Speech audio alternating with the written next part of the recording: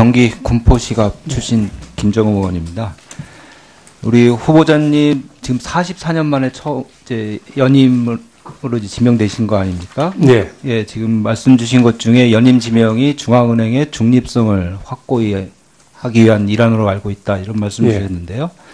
중앙은행의 중립성, 독립성과 그다음에 중앙은행의 통화정책과 정부의 정책과의 조화, 네. 이거는 서로 배치되거나 그런 관계는 아니죠? 어떤 관계입니까? 물론 뭐 상충될 수도 있겠지만은 또 상당히 조화를 이루었을 때 더 시너지 효과가 나는 경우도 있고 해서 뭐 일률적으로 말씀드릴 수는 없습니다만 두 가지 다 중요한 가치라고 생각합니다. 예, 근데 조화가 안 될 경우, 그러니까 예를 들어서 통화 정책과 정부의 재정 정책이 서로 엇방향으로 갈 때, 네. 그럴 때 시장에서 부정적인 효과, 국민 경제에 부정적인 효과가 많이 나타나지 않겠습니까? 그렇습니다. 엇박자가 나면 네. 시장에 혼선을 줄 수 있고 서로 서로의 경제 정책이 소위 그 상승 작용을 못 내는 네.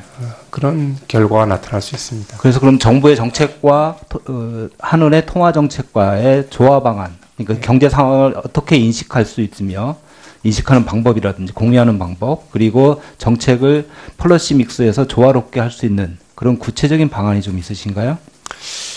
저들은 그 사실상 소위 일종의 폴리시 믹스라고 할 수 있겠는데 그것은 사전적으로 정해지는 건 아니고요. 그 상황에 그때 맞는 그 조합이 따로 있을 수 있습니다. 그래서 저희들은 기본적으로는 그런 거시 정책을 담당하는 기관끼리의 경제 상황, 여건에 대한 인식은 정보는 공유를 해나가는 것이 우선 필요하다 이렇게 생각하고 있습니다. 그러한 채널은 상시적으로 지금 갖고 계십니까? 상시 채널을 저희들이 갖고 움직이고 있습니다. 예, 알겠습니다. 그리고 지금 새로운 정부, 문재인 정부가 작년에 들어와서 이제 소득주도 성장을 추구하고 있지 않습니까? 정책을 추구하고 있는데 우리 총재 후보자께서 보시는 문재인 정부의 소득주도 성장의 본질 내지 핵심은 어떤 거라고 생각하시며 그에 대한 평가를 좀 해주시겠어요? 네, 한마디로 말씀드리면 소위 그 분배와 성장의 선순환 구조를 이루겠다. 네. 이게 그 소득주도 성장 정책의 가장 핵심이라고 생각을 하고 있습니다. 네, 그에 대한 평가도. 예, 그래서 저희들은 이전에 어떤 성장 패러다임과는 좀 다르지만은 그럼 이런 정부의 어떤 방향을 일단 설정을 했으니까 그럼 이 정책을 추진하되 나타나는 늘 점검하면서 나타나는 무작용에 대한 보완은 그때 적시에 해나가야 되겠다 이렇게 생각을 하고 있습니다. 예, 후보자께서 이제 우리 경제의 당면 과제로서 첫 번째로 일자리 창출을 꼽으신 거로 제가 아는데요. 작년에 문재인 정부에서 일자리 추경을 하지 않았습니까? 네. 예, 그 효과가 좀 경제 성장이라든지 그런 데 미치는 효과가 좀 어떻다고 보십니까? 네, 분명히 추경 제가 뭐 구체적인 숫자로 제가 설명 못 드립니다만 추경을 하게 되면 그건 분명히 성장과 고용에는 플러스 요인으로 작용을 하게 됩니다. 네. 예. 그래서 작년에 그 실질 경제 성장률이 좀 당초 예측치보다 증가한 거로 좀 알고 있는데요. 제 기억으로는 작년에 이제 추경 규모가 11조 원이었고 제가 기억하기는 그에 따른 성장 증대 효과가 아마 GDP를 0.1에서 0.2%포인트를 올린 걸로 이렇게 추정은 하고 있습니다. 예. 최근에 이제 정부에서 청년 일자리 문제를 해결하기 위한 특단의 대책을 하면서 그 미니 추경이라고 할 수 있는 한 4조 원 정도의 추경을 또 편성하겠다고 하지 않습니까? 그에 대해서는 어떻게 생각하십니까? 네, 추경은 사실상 뭐 의원님끼리 이제 나중에 판단을 하시겠지만 제가 기본적으로 그 일자리 상황이 안 좋은 이때에는 여러 가지 장기적인 대책도 물론 중요하지만 재정에서도 여력이 있는 만큼 재정 쪽에서 역할을 좀 하는 것도 필요하다 이렇게 생각을 하고 단 재정 역할에서만 끝날 것이 아니고 다른 어떤 그 구조적인 개선 노력을 통해서 기본적으로 민간 부분에서 일자리가 많이 이루어지도록 하는 그런 노력이 병행할 필요가 있다 이렇게 생각을 합니다. 네, 정부에서는 이제 추경을 통해서 청년 일자리를 할 수 있는 대책을 할 수 있는데요. 한은이 할 수 있는 청년 일자리 대책은 금융중개 지원 대출이 있지 않습니까? 그와 정책을 좀. 네, 저희들이 한국은행이 이제 소위 그 대출 제도의 하나로서 중소기업에 대한 그 지원 자금을 운용을 하고 있습니다. 그래서 작년에 저희들이 그 9월 달에 요 제도를 조금 개편을 하면서 아무래도 일자리 창출을 중앙은행으로서 촉진하기 위해서 일자리 창출에 성과를 낸 그런 기업에 대해서는 저희들이 그 우대 조건의 자금을 공급을 하는 그런 어떤 그 자금을 하나 만들어 놓은 게 있습니다. 저희들이 아직 시행 초기입니다만 앞으로 그 추이를 한번 저희들이 더 자금 집행의 추이를 지켜보고 좀 실효성 있게 운영되도록 그렇게 그 노력할 생각입니다. 네, 수고하셨습니다. 다음은 이현재 위원님 질의해 주시기 바랍니다. 네, 경기하남 이현재 의원입니다. 우선 이주열 총재 후보 지명된 것을 축하드립니다. 그래 신문 차원에서 좀 몇 가지 질의를 하겠습니다. 지난 4년간 평가를 뭐 40점이면 낙제, 60점이면 보통, 80점이면 잘한다. 본인 스스로 몇 점 정도 된다고 생각하십니까?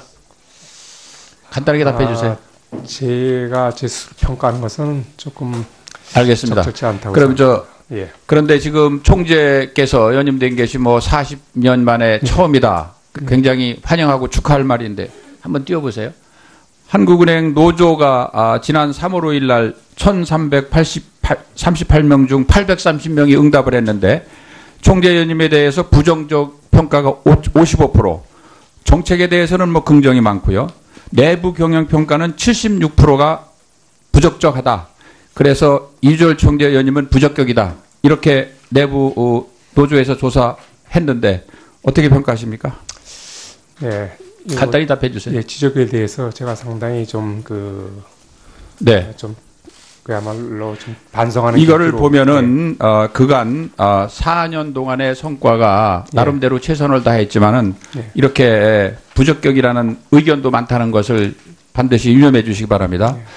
그리고 업무 보고 때 인사 말씀에 있었습니다만은 가계부채가 금융 안정에 위험 요인이 되지 않도록 하겠다 그랬는데 지난 가계부처 4년 보면은 표에 보듯이 지난 역대 총재들은 대개 가계부채가 한 200조씩 늘었어요. 2배 428조 매년 100조씩 늘었어요.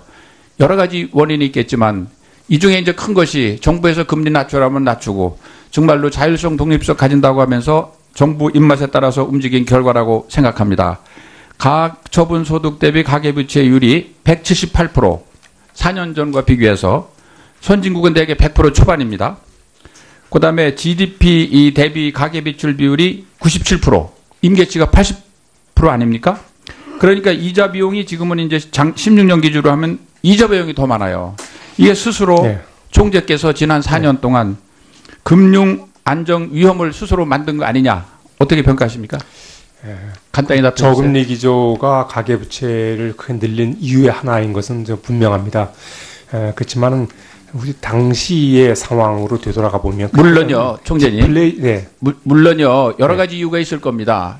그러니까 중앙은행 총재는 또 경제를 살리기 위해서 저금리 정책을 가면서 가계부채가 이렇게 적절히 관리를 하기 위해서 중앙은행이 있는 거 아닙니까? 그런 걸 제대로 못한 거 아니냐. 이런 부분에 대해서는 좀 겸허히 받아들여야 되는 거 아닙니까?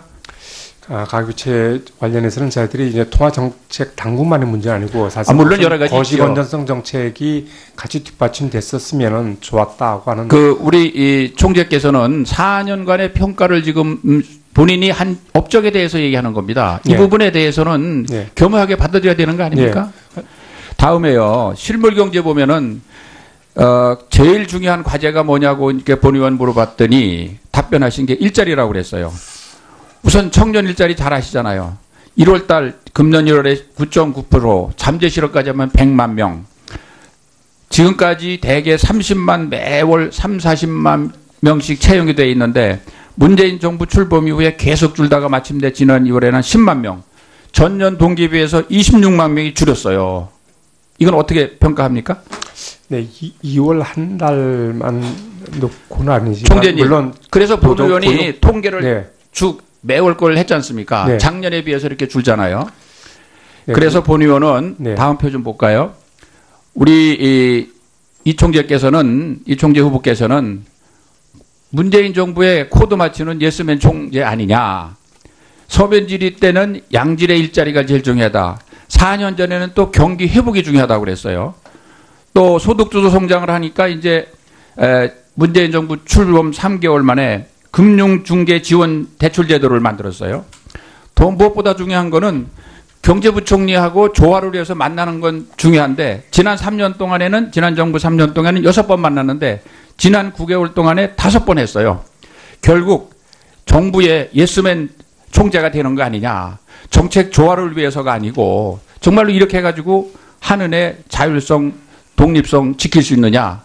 쓴소리 못하는 총재 되는 거 아니냐. 그래서 이게 많은 문제 제기를 하고 있는 겁니다. 이거에 대해서 어떻게 생각하고 앞으로 어떻게 나갈지 네. 답변 주시기 바랍니다. 위원님께서 지적하시는 취지를 충분히 이제 이해를 하겠습니다. 그래서 앞으로는 정말 그런 좀 의심이 안 나도록 제가 열심히 좀 뭐라고 할까요? 신경을 써야 되겠다.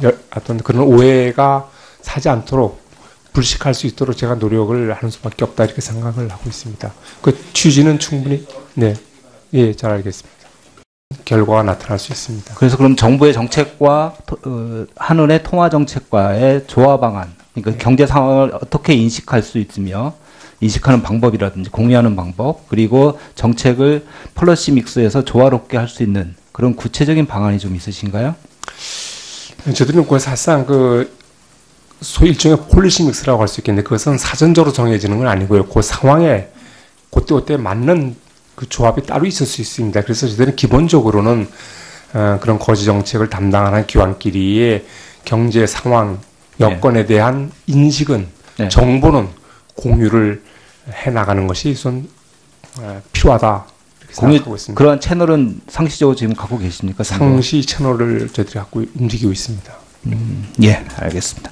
그리고 지금 새로운 정부, 문재인 정부가 작년에 들어와서 이제 소득주도 성장을 추구하고 있지 않습니까? 정책을 추구하고 있는데 우리 총재 후보자께서 보시는 문재인 정부의 소득주도 성장의 본질 내지 핵심은 어떤 거라고 생각하시며 그에 대한 평가를 좀 해주시겠어요? 민간 부분에서 일자리가 많이 이루어지도록 하는 그런 노력이 병행할 필요가 있다 이렇게 생각을 합니다. 네, 정부에서는 이제 추경을 통해서 청년 일자리를 할 수 있는 대책을 할 수 있는데요. 한은이 할 수 있는 청년 일자리 대책은 금융중개 지원 대출이 있지 않습니까? 그와 정책을 좀 저희들이 한국은행이 이제 소위 그 대출 제도의 하나로서 중소기업에 대한 그 지원 자금을 운용을 하고 있습니다. 그래서 작년에 저희들이 그 9월달에 요 제도를 조금 개편을 하면서 아무래도 일자리 창출을 중앙은행에서 촉진하기 위해서 일자리 창출에 성과를 낸 그런 기업에 대해서는 저희들이 그 우대 조건의 자금을 공급을 하는 그런 어떤 그 자금을 하나 만들어 놓은 게 있습니다. 저희들이 아직 시행 초기입니다만 앞으로 그 추이를 한번 저희들이 더 자금 집행의 추이를 지켜보고 좀 실효성 있게 운영되도록 그렇게. 경기 군포시가 출신 김정우 의원입니다.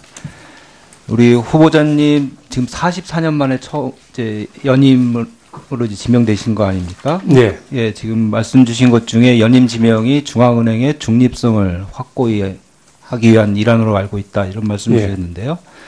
중앙은행의 중립성, 독립성과 그 다음에 중앙은행의 통화정책과 정부의 정책과의 조화, 이거는 서로 배치되거나 그런 관계는 아니죠? 어떤 관계입니까?